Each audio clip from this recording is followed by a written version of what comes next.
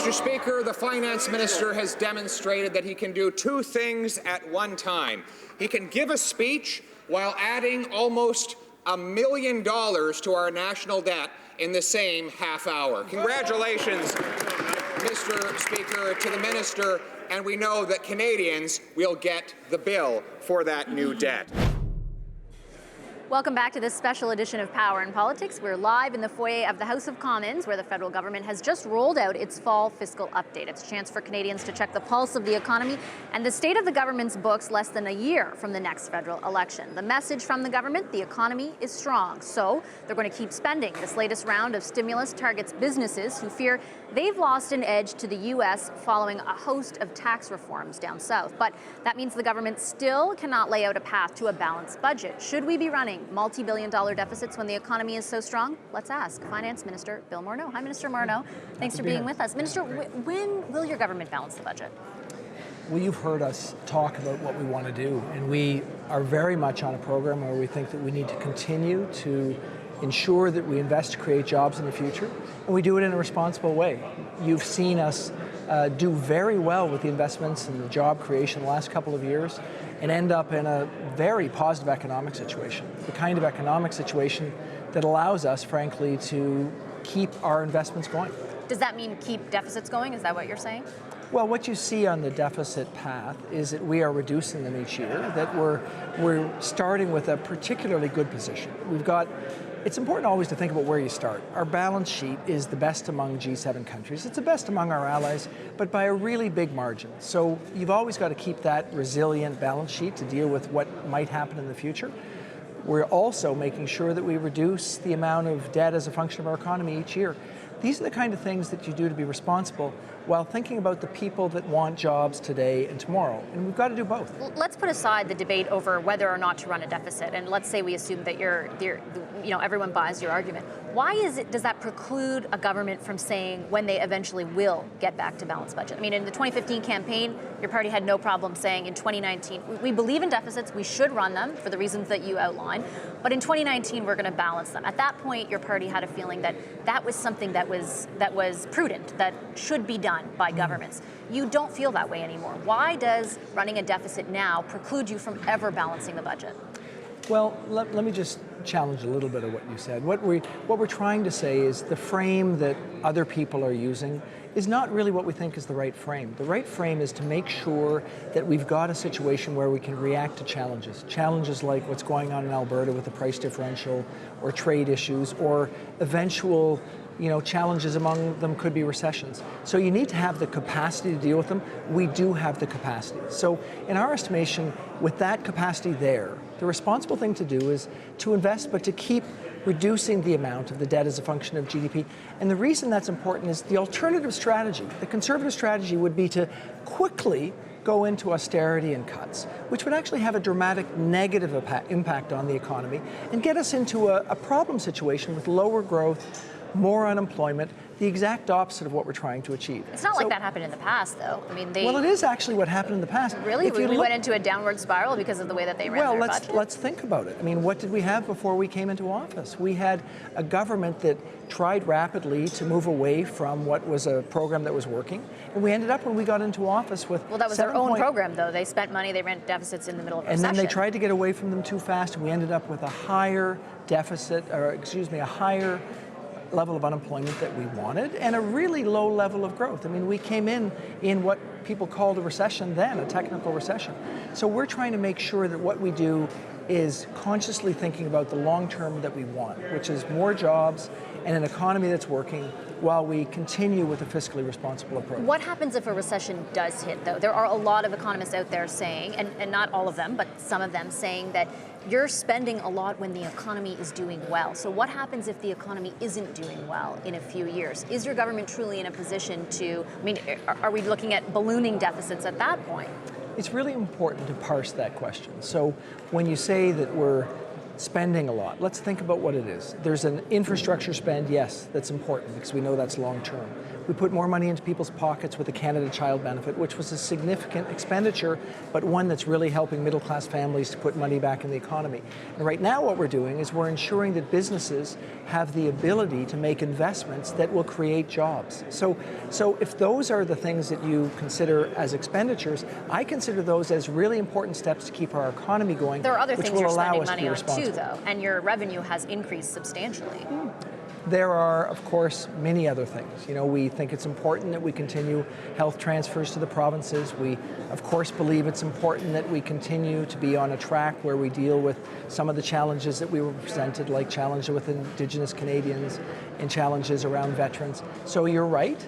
We think those are important things for us to get at while we ensure that our economy continues to grow. Does it worry you, though, I know you talk about the debt to GDP ratio, but the amount of money that the government and taxpayers and Canadians are now spending to service that debt? You know, it will go from $21.9 billion this year to more than $34.3 billion in 2023. It's something that we always have to manage, but again, I'll come back to our level of debt as a function of our economy. The idea is to keep the economy growing at a pace, to keep people working. More people having jobs, more people working is what's going to enable us to be successful. That, we think, is job one. And then what we have to do is make sure we have the capacity to deal with eventual challenges, which I would repeat, we really do with that very favorable position that's our starting point, which is really because of governments before us. I mean, obviously the Chrétien and Martin governments were very successful at moving down the level of debt as a function of GDP. Because they didn't run deficits for 6 years in a row. Because they were in a very difficult position back then with a very high level of debt to GDP. Not the situation we find ourselves in now. So we're balancing it, we think, in the appropriate way to keep people working, keep the economy going, and ensuring that we're responsible. I have to ask you, because yesterday Premier Notley in Alberta was saying if what has leaked so far about the fiscal update was all that is in there for the oil patch, then it's time to go back to the drawing table. I know there are certain measures here that encompass a lot of businesses in the oil patch around the write-offs. Is there anything in this today or any action your government is going to take that will immediately address the effect of the differential and the severity of it? Look, first of all, let me just say this is a really big challenge. I mean, this has been a challenge that's been coming for a while. It's the reason that we stepped forward with the Trans Mountain pipeline purchase. It's one that we're committed to working through in the right way. So I really understand how people are feeling. Well, the right way is for us to respond to the federal court and to ensure that we actually consider the issues around the West Coast that the court asked us to do, and we actually have meaningful consultation with Indigenous peoples. That's the right way so that we can move forward, I hope, in a way that will assure that sector and the broader Canadian economy is successful because that sector is successful. With respect, though, to what we've done today, the investments that we've put forward, they're going to have an advantage for all sectors in all parts of the country, anybody that's making investments. The sector you're talking about, the oil and gas sector, is a sector that makes significant investments to grow their ability to be successful. There's a big question mark on those right now because of how much money they're losing thanks to the discount. Well, and that's one of the advantages they'll see because of what we've done today. But again, it's across all sectors. We think that's the appropriate way to deal with the challenge. Do you think what you've announced today, though, will have an immediate effect on the impact that differential is having on the oil patch and on Alberta? Well, by definition, it will have an immediate impact. But I don't want to suggest that we've found a solution for that problem. That is a really difficult long-term problem, and I think it's something that clearly the sector is working together with the Alberta government on. We are going to continue to be resolute in our goal of assuring that we can get the cleanest resources in the world to international markets. We think that's important, so we're on it. Okay, I'll leave it there. Thank you, Minister Morneau. Appreciate your time. It's time, though, for the opposition to weigh in on this fiscal update. Joining me now is NDP leader Jagmeet Singh. Hi, Mr. Singh. Hey, Vashi. Great to see you again. Thanks for being here. So, pleasure. I gathered I was listening to some of your press conference earlier, and you're not happy with the way in which the government has targeted, or the lack of focus, I guess, in the way you say, the way that they've applied these sort of the measures aimed at corporate Canada. Right. It's a general approach. It's a blanket approach. It's basically $14 billion given away to corporations at a time when Canadians are really struggling with a number of concerns. And instead of a targeted approach to job creation, linking it directly to investments that will actually show some tangible results, it's a blanket giveaway with generalities that include things like exempting private jet potential purchases or limousine purchases. There is a 300 increase to aircraft and to vehicle expenditures that are now going to be written off in this proposal. So it's a blanket approach that doesn't address the realities that Canadians are faced with. What it looks like to me is that the Liberals are playing Santa Claus to rich corporations, but Scrooge to everyday Canadians who are struggling to get by. So I have to ask you, how is it not targeted or aimed at job creation or spending when the write-offs are directed specifically towards if you buy, if you're in manufacturing or processing, and if you buy new equipment and machinery, which will spur companies to do that, you can write it off. How is that not targeted? Well, the machinery that they're buying could be automated, given the automation that we're seeing in the rise of. There's no guarantee that simply purchasing equipment will require someone to get a job. It could be automated equipment. It could be robotic equipment. It will help companies grow, which will allow them to hire more people. The argument is always that if you give blanket giveaways that allow companies to grow. We saw from 2000 to 2010, according to Statistics Canada, there was massive corporate cuts or giveaways during that time period, but Statistics Canada did not point out any significant growth in business investment. So unless it's targeted to achieve the goals we want, we've seen before a decade of these types of blanket giveaways don't actually spur job creation the way we want. But also, let's look at what the realities that Canadians are faced with.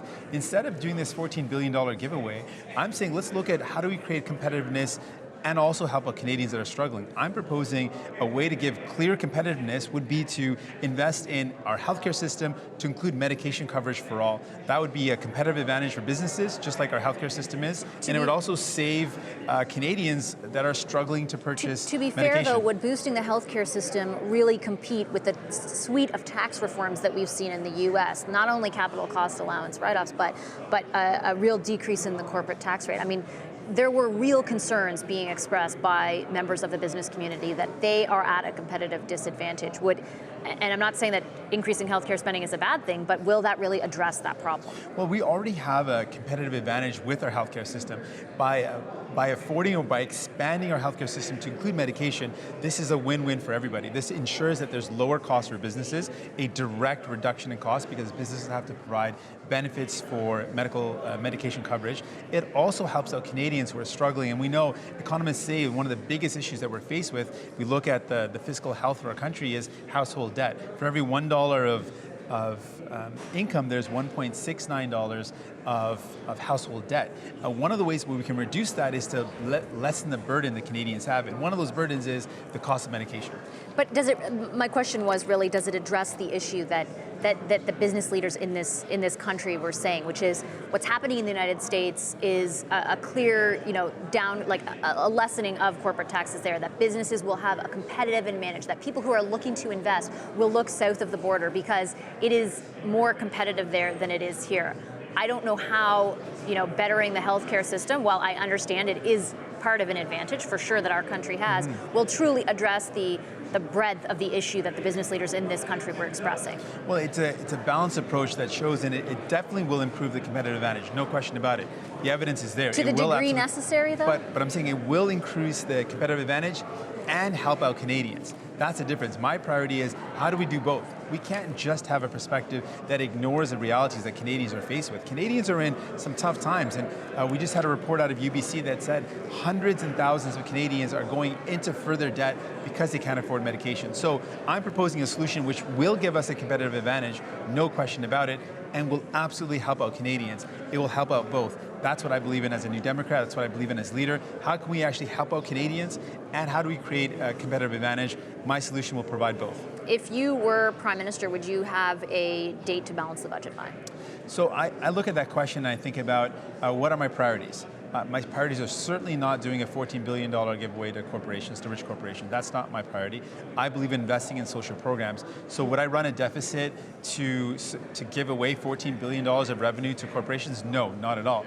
But would I invest in programs like pharmacare, medication coverage for all, universal daycare? Yeah, I would look at those as commitments, as those priorities. Those are very expensive. Some of those things cost a lot more than $14 billion. Well, some of those things could be covered in $14 billion. And so, and that's $14 billion forever, going onwards. We've I looked don't at the understand cost. what that means. I'm Well, saying, we like, for example, universal daycare costs a lot of money, more than $14 billion. Well, the cost for something like universal pharmacare could be covered in that $14 billion. We've looked at different models, and it could be covered. So here's a great priority, an example. The Liberals believe it's the right thing to do to give away $14 billion to reduce our revenue, to give a blanket exemption to corporations. I don't think that's the way to go forward. I believe that if we invested that money in something like an expansion of our healthcare system that would give competitive advantage to businesses and help out Canadians, that would be the contrast. So how big of a deficit would you run? Well, it depends on the financial realities that we're faced with. Given economic growth, we'd be responsible with our investments and make sure that we balance our approach. If we are in a difficult time, I would focus on investments. But my approach would be, I do not support austerity at all, and I also don't believe in giving up our revenue by $14 billion to corporations. Those are things I don't believe in. Do you think that there should be a date by which the government says we will try to balance the books by? Because they've abandoned that completely. There's nothing in here that says, okay, they're justifying their deficits as well, just as you would if you would prioritize things differently, but you would run deficits. Would you say, if you were in government, I'm going to balance the books by this date? Instead of that, what I would say is I would focus on ensuring we've got good revenue. So I look at options to raise revenues. I've talked about closing tax loopholes that don't make any sense. I looked at offshore tax havens. So I would look at the revenue side.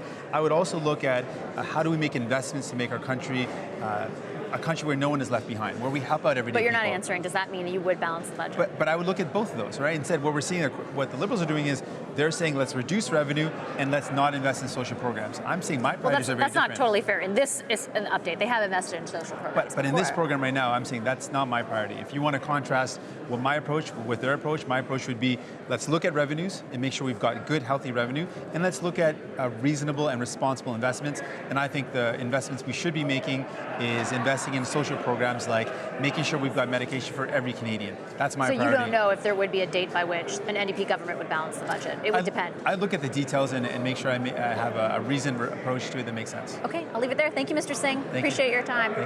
I'm joined now by conservative finance critic Pierre Paul. Hi, Mr. Poilievre. Nice to see you. So I think the last time you were on the show and in previous appearances and things I've heard from your party, there was a desire to see Canada respond to the issue with competitiveness in the U.S. and the idea that Donald Trump had enacted a lot of tax reform there, and in turn we were less competitive. That was done in this budget. Is that what you wanted to see? We think the best way to proceed in that regard would be to cancel the carbon tax, clear the way for pipelines, and remove regulatory red tape. Those were our main So you don't think that for example, writing off capital costs in the manner that was announced today is the right thing to do? I think it's going to mitigate some of the damage that the government has caused to Canada's economy. The higher taxes the government is imposing on businesses in the form of energy taxes, payroll taxes, and heavy regulation were not addressed, but I suppose being able to write off some of your investments sooner rather than later can't hurt. There's no path to a balanced budget, which, as we said in the intro, your party has been asking for. Your government would obviously have a path to a balanced budget. I think if your party was in government, what kind of spending would you cut to get there? Well, to start with the Asian Infrastructure Bank, so almost $1 billion we're going to use. The government is proposing to spend on building pipelines and roads in China when we can't even get a pipeline built here in this country. We think the growth in spending should be limited to roughly the growth of the economy rather than growing it at 7 or 8% a year like the government has since Trudeau took office. So those are just two examples. So that's like a 4% difference. That's a lot, though. Very big difference but now remember, that's not a cut. That's slowing the growth in the spending down to normal levels. But what are the specific, you said the bank, that's $1 billion. The deficit is $18 billion right now. Yeah. That's $17 more billion that you've got to find somewhere. Yeah, and what we propose is to restrain the growth in government spending so that it's affordable for Canadians. You can't increase spending on the government at the rate of 7% a year or roughly 25% the government has done here in this country when the combined rate of inflation and population growth has barely been 3%. So just by reducing the rate of spending increases, you're able to get closer to balancing the budget. Those increases, though, many of them are directed on, for example, to infrastructure, to the Department of National Defense. Would you not be spending more, for example, in those areas? On infrastructure, the government has done precious little. The parliamentary budget officer said that he can't actually match the government's spending back-ended, promises to money being spent on roads, bridges, or other infrastructure, that there's as they call it, $180 billion infrastructure plan, and the parliamentary budget officer says they have literally no plan on how they're going to spend that money. So it's one thing to use the label infrastructure. It's quite another to translate dollars into roads, bridges, and trains. What about something like the child tax benefit? That's a big cost for them right now. That's especially because they've indexed that to inflation. That's going to increase. How would you slow something like that? We support the child benefit. Actually, we brought it in the first place back in 2006, and then the formula was a bit different. And then we increased it again in 2015. We did it both times. We did it with a balanced budget.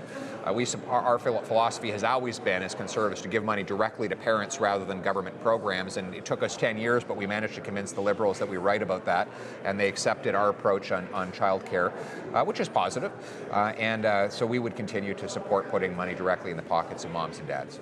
I just want to be clear, though, and to be fair, what you're saying, that they're spending too fast, and they're spending, the acceleration in spending is too fast. But what would your government do differently? I know you say you'd cut that acceleration. Well, there's also the infrastructure bank. There's also the infrastructure bank. That's a $15 billion slush fund that's designed specifically to back up the profits of large corporations who engage in building projects. I think that risk and Isn't reward, it also about P3s though, and trying to? I believe that P3 facilitate those. No. I believe that P3 should put the risk on business.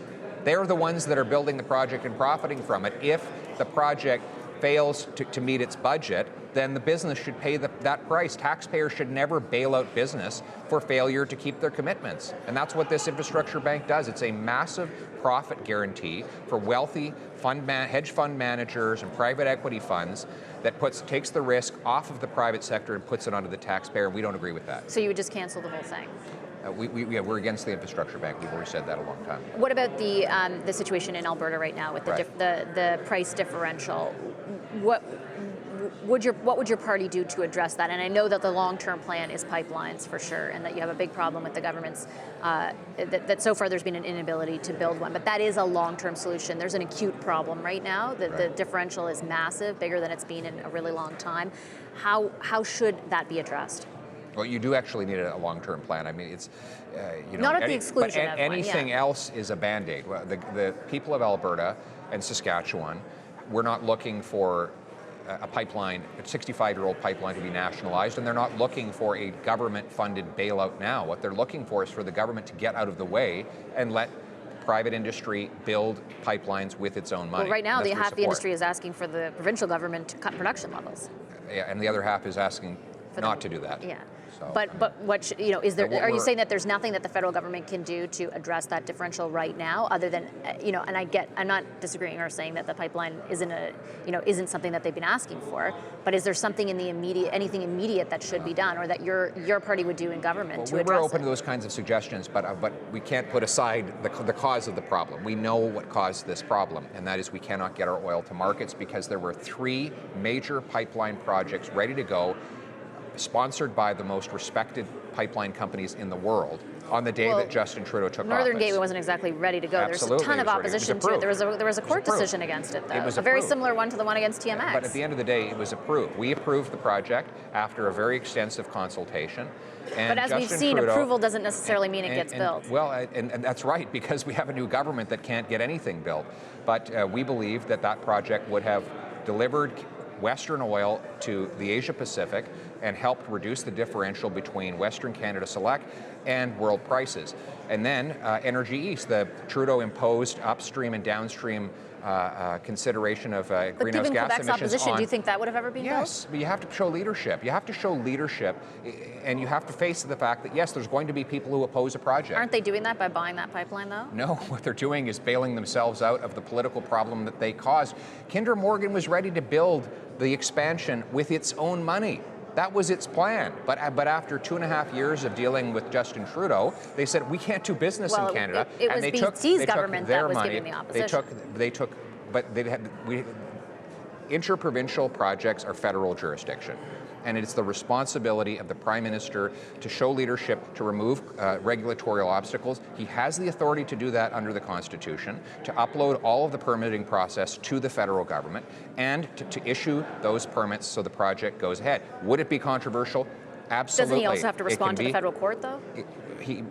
First of all, he's responding to the federal court, which found that he failed to properly consult Indigenous people in the case of Kinder Morgan. We're jumping from pipeline to pipeline here. But the bottom line is that you have to be able to stare down those critics who frankly want to phase out the oil sands, just like the Prime Minister has said he would like to do. You have to stare down those critics, upload the responsibility for permitting to the federal government, issue those permits when the process is complete, and make sure that those permits are enforced so the project gets built. And will that be controversial and difficult? Of course it will be. But that's what politics is about, making difficult decisions that are right for the people. Okay, I'm out of time. Thank you very much, Mr. Poilievre. Appreciate it.